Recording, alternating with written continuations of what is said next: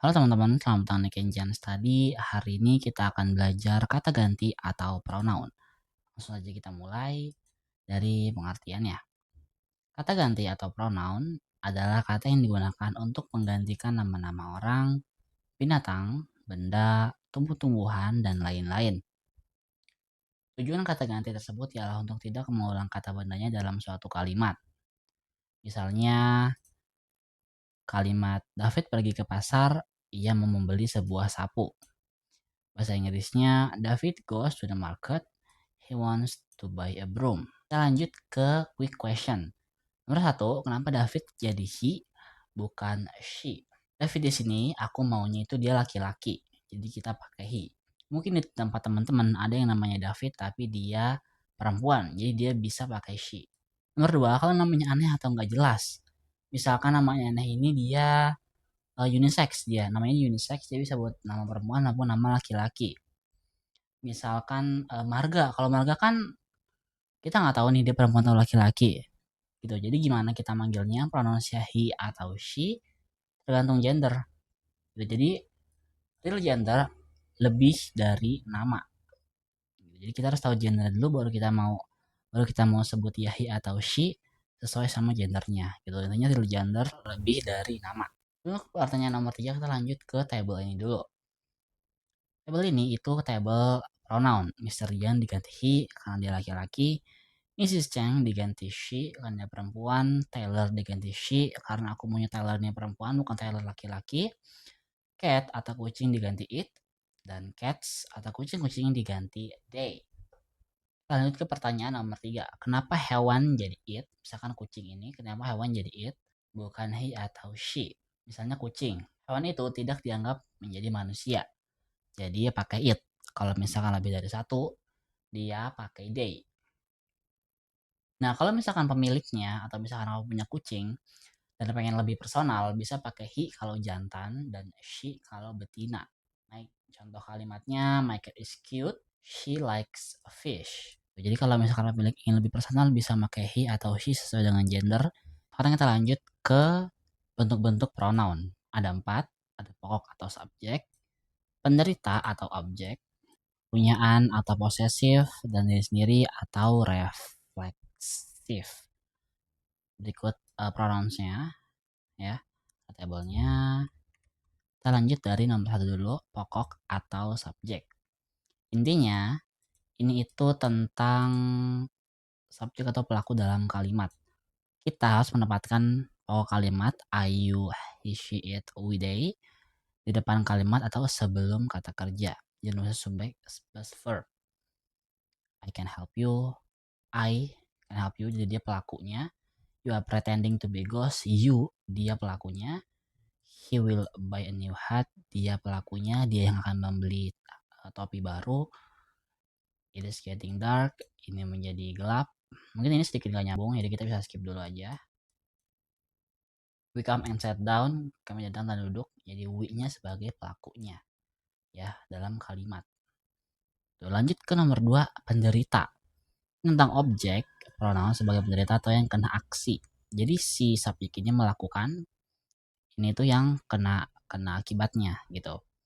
Kita menempatkan me, you, him, her, it, us, them sebagai penderita sesudah kata kerja atau sesudah kata depan. Sesudah kata kerja atau sesudah kata depan. Contohnya, he want to show me. Jangan sampai dibuat he wants to show I. Gak bisa. Contoh, I hate you. Nih dia yang kena nih. Ya. Sesudah kata kerja. Nih, kata kerjanya itu hate. Lain, don't wait for him. Nih, yang kena. Ya, don't answer her. Ini yang kena. We are talking about it. Ini yang kena. Ya, ini sebagai objek atau yang kena. Gitu, kurang lebih seperti itu untuk penderita. Lanjut ke nomor 3, sebagai kepunyaan. Ada 2 jenis, pakai benda dan tanpa benda. Pakai benda itu kata gantinya my, your, his, her, its, our, their. Contoh, this is my book. Tanda benda, mine, yours, his, hers, ours, theirs. This book is mine. Contoh kalimatnya, ini my. Cara bedainnya, my itu ada benda setelahnya. Contoh, my book, ini benda nih. Ya, booknya ini benda. Mine itu nggak ada benda, nggak ada benda setelahnya. Jadi udah ada benda sebelumnya, gitu. This book is mine. Booknya dari sini, ya bendanya dari sebelum mine. Contoh, my laptop is expensive. Laptopku mahal. The laptop is mine. My laptop, mine is. Laptop is mine. Lain, your shoes are dirty. Those shoes are yours. Your shoes dan shoes are yours. Our team won the game. The victory is ours. Ini dan ini ya. Team won. Victory is ours. Menang itu punya kita.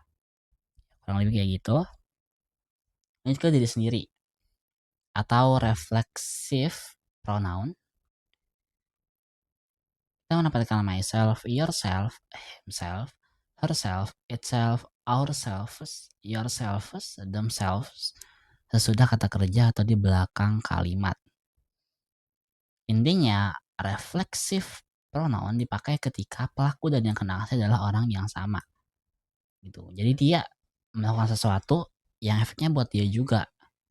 Yang akibatnya dikena nama dia juga gitu. Yang kena dia juga. Contoh yang di belakang kalimat. Nih, belakang kalimat. You hurt yourself. Nih, yourself belakang kalimat. He washes himself. Dia mencuci dirinya sendiri. I don't know. She cleans herself. Dia membersihkan dirinya sendiri. Ini untuknya belakang kalimat. Contoh sesudah kata kerja. Sesudah kata kerja. Contohnya, he pours himself a cup of coffee. Pours himself. A cat sees itself in the mirror. We find ourselves when it's not, when it is hot. Nih, we find, kita mengipas diri kita sendiri. Ini ourselves ini itu untuk jamak ya teman-teman. Kurang lebih seperti itu untuk materi kata ganti atau pronoun. Jangan lupa di like, di komen, dan subscribe. Terima kasih. Sampai jumpa di pertemuan selanjutnya.